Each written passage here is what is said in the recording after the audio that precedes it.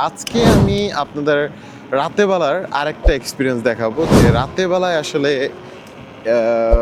ইউরোপের দৃশ্যগুলো কেমন দেখায়, রাস্তাঘাট, পথ, মানুষ, এইসব। তো দেখতে থাকুন শেষ পর্যন্ত। যদি আপনার ভালো লাগে, যদি আপনি পয়েন্ট অফ ভিউ টাইপের ভিডিও ভালো লাগে, তাহলে দেখতে থাকুন। তা আমি আছি এখন মিলান দোমো সিটির মধ্যে, একদম মেন এই মিলানের নাম বললে ইটালির মধ্যে একদম সবার প্রথম এই পিয়াজ্জা দোমোর নামটা সবার মাথার মধ্যে আসে। আর এখন কিন্তু খুব ঠান্ডা পড়ে গেছে, মোটামুটি ভালো ঠান্ডা পড়ছে।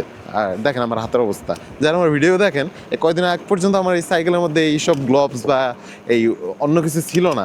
এখন এই যে হাতের মধ্যে গ্লোভস, এই যে আজকে মনে হয় কত 5 ডিগ্রি না, এই যে দেখি, এই যে 5 ডিগ্রি সেলসিয়াস এখন চলতেছে, মানে ফিল হলো 4 ডিগ্রি সেলসিয়াস।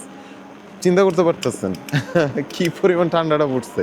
আর বাংলাদেশে গত বছর 12 ডিগ্রি সেলসিয়াস পড়ছে, তাতেই নাকি মানুষের অবস্থা কাহিল হয়ে গেছে। হ্যাঁ, এটা অবশ্যই থাকতে থাকতে আমাদেরও অভ্যাস হয়ে গেছে। একটা সময় আমরা এগুলো সহ্য করতে পারতাম না, প্রথম প্রথম যখন আসছি এইসব কান্ট্রিগুলোতে, এই ইউরোপের মধ্যে, তখন মানে প্রচণ্ড ঠান্ডা লাগতো, এগুলো লাগতো।